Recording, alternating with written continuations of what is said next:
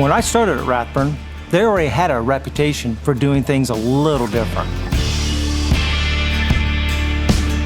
They were always trying to improve products and processes for our customers. It goes back to Jerry Rathburn, our founder. Jerry saw an opportunity to make a part better. That's how we started, with the idea of solving problems for our customers. Now we have a lot more automation and robotics that allow us to make things more efficiently, consistently, and less expensively.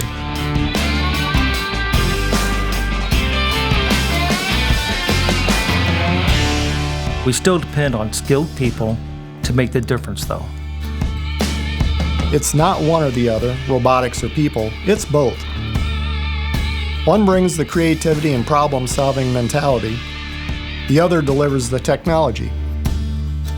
That's what makes Rathburn special. We bring the best of technology and creativity to the table every day.